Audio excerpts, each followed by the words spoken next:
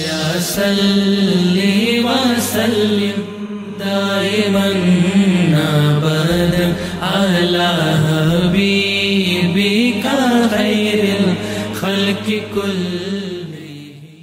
محمد کریم دے افکار و اعمال نو کٹھا کرو تے محمد کریم تے اسلام والیاں دی تہذیب بن جاتی ہے۔ زبان، تعلیم، تہذیب، کتنے چیزیں؟ تین چیزیں۔ تہذیب کس کو کہتے ہیں؟ جی فرنگی تہذیب ہے، یہ ہندوؤں دی تہذیب ہے، یہ چائنا دی تہذیب ہے، یہ فلانے ملک دی تہذیب ہے، فلانے قوم دی تہذیب، یہ اسلام کی تہذیب ہے۔ تہذیب کس کو کہتے ہیں؟ تہذیب کا ایک لغوی معنی ہے، وہ طالب علم لغت کھول کر سمجھ سکتا ہے۔ جی تہذیب کا معنی ہے کانٹ چھانٹ کرنا، اصلاح کرنا، زوائد ہٹا دینا، ضرورت کی چیزوں کو رکھ لینا، یہ تہذیب ہے، یہ لغوی معنی ہے۔ لیکن تہذیب دا دینا وچ تے قوماں وچ جڑا معنی کیتا جاندا ہے نا شاہ جی، تہذیب کس نو کہندے نے؟ تہذیب آکھدے ہر قوم دے افکار جنہاں نو عقائد بھی آکھیا جاندا ہے، اعتقادات بھی آکھیا جاندا ہے۔ عقائد یا افکار کہہ لو تے دوسرے اعمال، افکار و اعمال کے مجموعے کو تہذیب کہتے ہیں۔ ہندوان دے اپنے افکار، سوچاں نے، عقیدے نے، نظریات،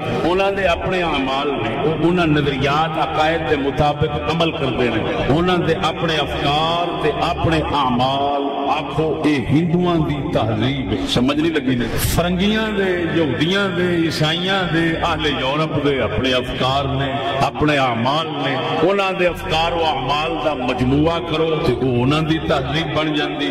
زمانہ جاہلیت، ابو جہل دا دور، انہاں دے اپنے افکار، اپنے اعمال سن، اپنے نظریات سن، اپنے افعال سن، انہاں دا مجموعہ کٹھا کرو تے انہاں دی تہذیب بن جاندی ہے۔ اگر محمد کریم دے افکار و اعمال نو کٹھا کرو تے محمد کریم تے اسلام والیاں دی تہذیب بن جاندی ہے۔